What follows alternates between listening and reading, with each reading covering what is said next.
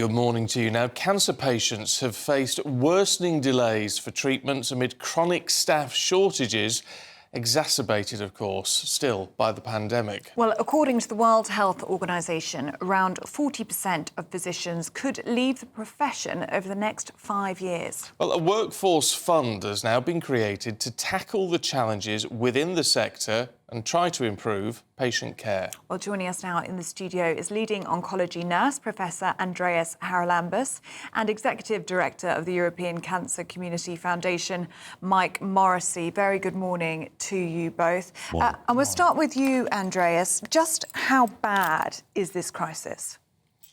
Well, when we want to describe the crisis on a global scale, then we can say that every country is facing the problem to some extent.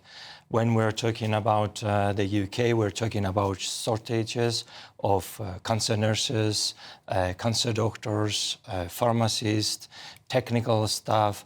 And speaking about cancer care, it's a very complex process. We need all these specialties to be in place in the right numbers, in the right skill mix, in order to be able to provide high quality care. So the problem is quite high, and it affects, if we take, for example, that the workforce is the backbone of the healthcare systems, and the backbone is compromised, then the whole care is compromised. Yeah, Mike, how is this Cancer Workforce Fund going to actually work? What difference can it actually make?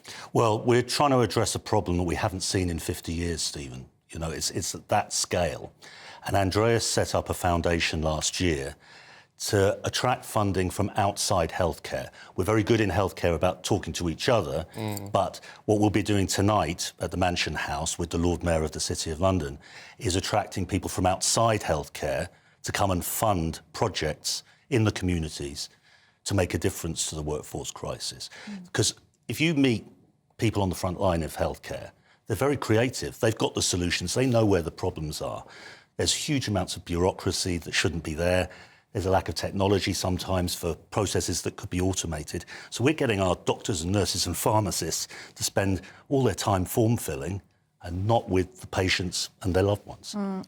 And is that why the European Cancer Organisation is conducting this extensive survey, trying to find out more about the working conditions and then, I suppose, try and find an answer, a solution to all of this? Yeah, we're doing this survey across Europe, and what we found in the UK is that 55% of cancer professionals say that their work is endless.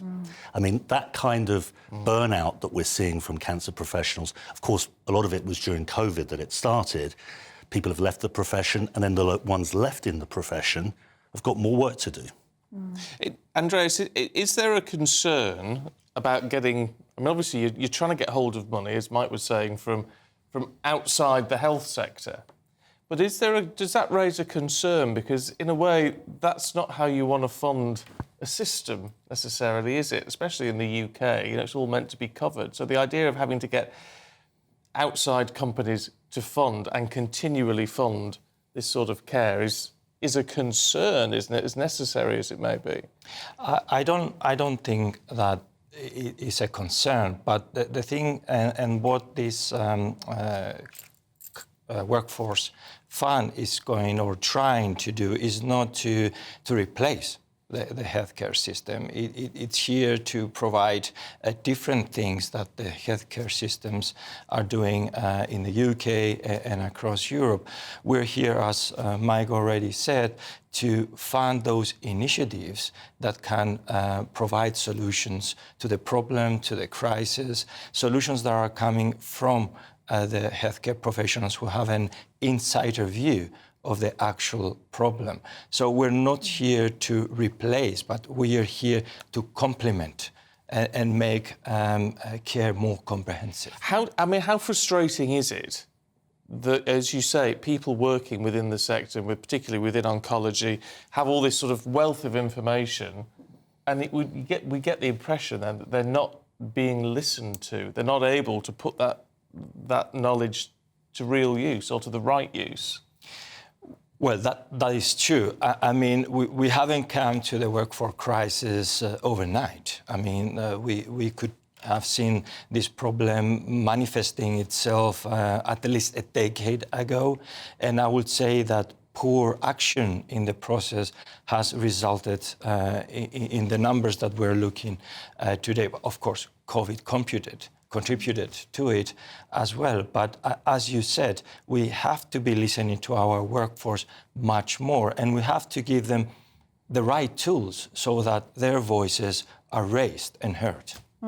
Mike, how important are conversations like this, conversations about the Workforce Fund, events like tonight, in terms of this being a global cause? Because if you think about it, there's probably hardly a person in this world whose life hasn't been touched by cancer. Yeah, and can you imagine if you are and your treatment gets delayed because there isn't a pathologist available, there isn't a nurse available, and we all know that waiting with cancer is not great. So I think that that's an added part of the urgency of this crisis with cancer. This workforce crisis is affecting the whole of healthcare, but delays on cancer are so critical that we need to do something about it. And to Stephen's point earlier, we'll be funding pilots of projects that would never get funded within the healthcare system to prove that the ideas of doctors, nurses and pharmacists on the ground work and can be rolled out more widely. Well, let's hope it has the impact that you want. Mike Morrissey, Professor Haralambous, good to see you both this morning. Thanks very much. Thanks for having us on. Thank you. Both of you. As you say, everyone's affected by cancer one way or another these days. No, it's urgent need, isn't it? So let's hope something can be done. And those professionals can be listened to because they know best, don't they? Well, they do. They do. All right, shall we see